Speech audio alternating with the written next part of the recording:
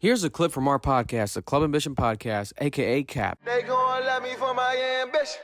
But over the weekend, we went to Boston. We stopped by Boston, and we interviewed people in Boston, in the streets of Boston, after Game 1 happened, and Boston won Game 1, right? We got a lot of love. A lot of people recognized us, showed us love. We, interacted with the community. People were going crazy, screaming, fuck Kyrie, to the top of their lungs. It was insane. We got kicked out of a pizza spot. For riling up the fans. I incited a riot. Allegedly. Allegedly they gonna come for you. Celtics won. And Game 2, again, last night we saw it live, Celtics won again. And they're heading to Dallas now to face the Mavericks in Game 3, right?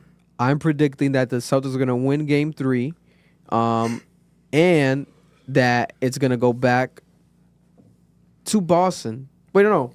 It's going to go back to Dallas again for Game 4, and Dallas is going to lose that game, right? And when they lose that game, I forgot to put shout out to Underdog Fantasy. I'm going to put the link in the description as well. This is when we talk about sports. Promo code AMBITION.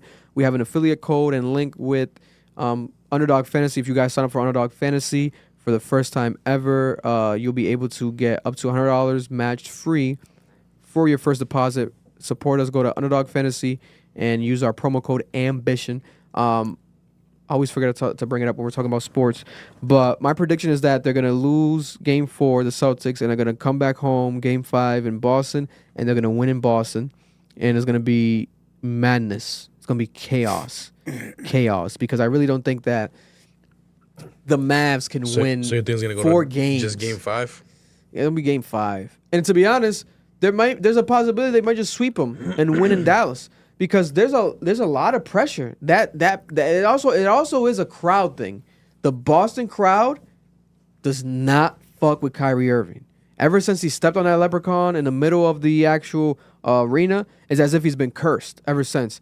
The Mavs have not won the whole regular season against the Celtics. Kyrie Irving, since stepping on Lucky, is 0-11.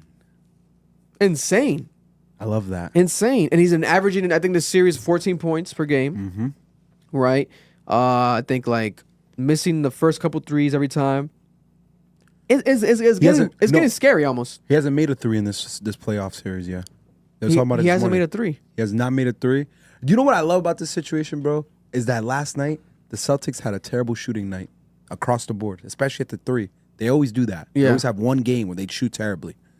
Now that that's over, and we still won, oh, you niggas about to see my dick hard. Because here's the thing. I agree with you, Vic. It goes to 5. Yeah. I think if Kyrie does not shoot well in Game 3, because Luka can't do everything. Yeah. It's going to be a win Game 3. We probably lose Game 4 purposely or bullshitting.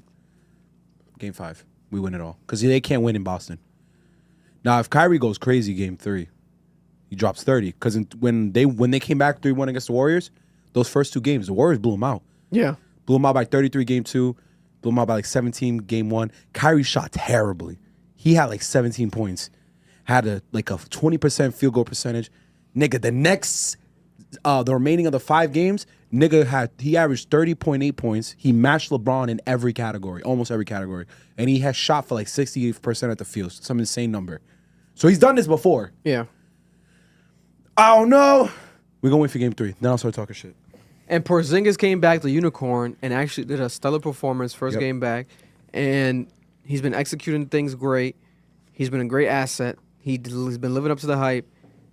It's amazing to see. It's really amazing to see. And every game kind of has a newer role player, right? The Game 1 had the Porzingis popping out and showing out.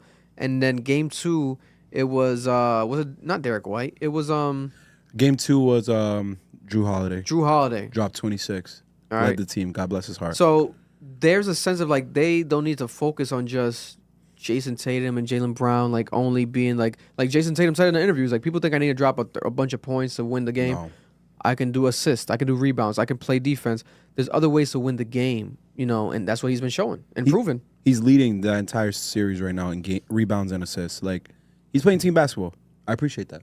It's incredible. And then Luka, is Luka, but there's rumors of a injury because he had an injury in the past and it's coming back to haunt him. He was questionable for game 2, but then he played game 2.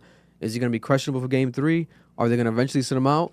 What the fuck is going to happen, right? Kyrie has not been living up to the hype and expectations.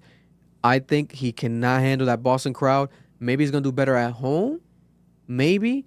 But I think they've met their match. I think Boston's a better team, and Boston's going to be the NBA champions. Yeah. I will say this, though, because we're from Rhode Island. Joe Mazzulla is from Johnston. Yes, the Rhode Island legend. If you go to Johnston, everyone knows Joe Mazzulla's family. Joe Mazzulla's dad was the head of Parks and Recreation for Johnston, the city of Johnston. Yeah. His mom worked for the schools or something. I can't remember that part of the story. But everyone knows Joe. Everyone in Johnston is somehow either related to Joe or they had Joe, they knew Joe's dad. They were under Joe's dad. Johnston Joe. Somehow. Yeah, Johnston Joe. Joe Mazzulla has coached his fucking ass off. I used to be such a critic of him because of last year. Wow, is this nigga coaching his fucking ass off? His huddle conversations, it's such fundamental basketball. He's prioritizing defense over everything else. He's living by his game plan. He's constantly adjusting. He's going hard. Bro, we have to acknowledge it. A Rhode Islander may win a NBA final championship. Listen, and Joe, we got to get that interview. We got to get that Of interview, course, please. Joe. I think that would be insane. Joe Mazzulla. You have to reach out, bro. I'll lose my mind if I meet him. I might hug him. If he wins us a chip, I might kiss you, Joe. I'm sorry. I've heard you're kind of a little awkward, but I don't care. I want to love you. Well, we're on awkward you. We'll make you feel at home here. Yeah. You basically are home here. You are. Yeah. You're literally Rhode Island. Yeah. So, also, still staying in sports real quick, there's another controversy with the Lakers, right? The Lakers in the offseason tend to go viral no matter what because they're the Lakers. Anything surrounding LeBron James especially tends to go viral.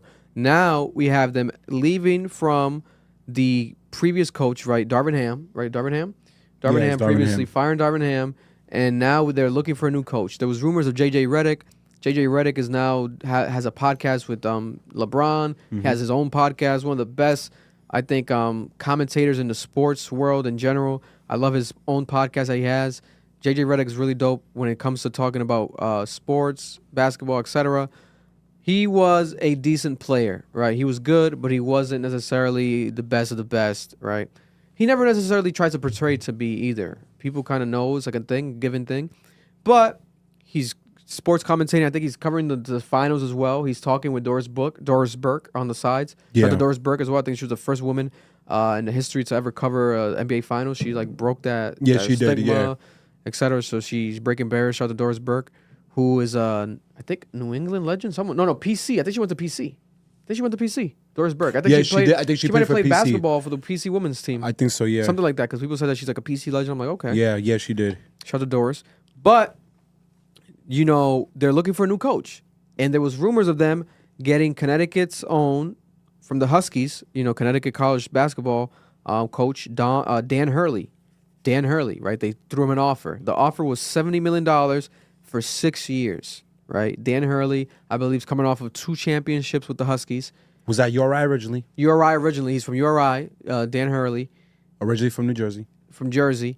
And now Dan Hurley turned down the offer. Which I understand. He turned down the offer. And people are saying that he turned it down because of multiple things. He wants to try to three-peat with the Husky. And it'll be the first time in history. He'll be more of a legendary college coach. Mm-hmm. Also, if he goes to the Lakers, he's going to face a lot of media scrutiny. He's going to be coaching LeBron. That's a big, heavy role and heavy territory to occur, right? But I'm looking at it like, who the fuck would turn down $70 million fucking dollars? Because that's almost triple what he currently makes. His salary currently at UConn. But it seems like he has integrity and he wants to do that. And if he goes for a three-peat, it's gonna be historic. And then he can still leave and become a coach in 2 years. And then they're saying that he might become a Knicks coach by then. I hope so. He could become a Knicks coach by then. Knicks have a great team. That would be insane, right? So he's the only main viable candidate. But right now, the Lakers are looking for a coach. Yeah. They might have to get me. Listen, we're $70 million for 6 years. Shit, I'll help you coach it. I'll help you coach it however I can, bro. I might live inside of a fucking basketball to make that shit happen for that amount of money. You know what I'm saying? But I get why he did it, though. he has morals. His team, he has a team. His team is his family. Yeah. Also, Dan Hurley comes from a really basketball family. His dad was a coach. It's the same thing with Joe Mazzulla. Joe Mazzulla's dad was a high school coach, just like Danz's. And bro, this guy is he's a player of the craft. Like, he fucking loves basketball. He's obsessed with it. Also, you gotta look at it this way, bro. Would you really go and coach the LA Lakers? That team is aging out the ass, bro. AD might not last another 2 years the way he gets injured. So, and you have no draft, though. You have no draft picks. So you have to just hope someone signs with you. It's still a brand, though. It's like the concept of the Lakers brand. But it's your legacy. So let's say I don't get the 3-peat. I go to LA and I just lose. That'd be horrible. I start off the league losing. No coach wants to do that. And you're trapped there for 6 years. Like, that's a trap, bro. With a front office that's been shaky this entire time. People still don't trust Rob Pelinka. So if I'm him, bro, I would like to leave to a franchise that's in a better position. If I'm going to leave, you're right, my family, because that is his family. A lot of those players are staying this year. Yeah. To fit, and then I'm guessing they're going to the draft or they're going to graduate, whatever. So he still has like ties to that school. I'm assuming in his mind he's thinking, I'm going to leave the opportunity to be a legend in sports. Yeah. To go coach this team that I don't even know if they're going to do well. And they're already aging, and I probably have one shot at a finals championship. And after that, I'm trapped there with nobody for the next 5 years. Unless Giannis or Trae Young or Luka decides to sign with the Lakers, or Jason Tatum, which is super unlikely. But I feel like there's a sense of this also adding to like just clickbait narrative, because usually with these type of deals, it's so major that they have these conversations prior to like it being public, like the offers even out there. Yeah. So I'm pretty sure he's known about it. So it's like, why even turn it down? It might have been like a last minute decision, him turning it down. Maybe, yeah. I think it was a last minute decision, him turning it down. Because 7 if he was million. never really interested, Yeah. they wouldn't even be, the offer wouldn't be public news. Yeah. It wouldn't be public news. So I think he probably decided literally in the past 24 hours, like, hey, I'm not going to do it. You know, it was a bold choice, but he did it. Shout out to Dan Hurley. Shout out to the Lakers. They gon' love me for my ambition. And that was a clip from our podcast, the Club Ambition Podcast. Cap, if you're looking to watch the full episode, make sure to go check it out right now. It's available on audio and also on YouTube.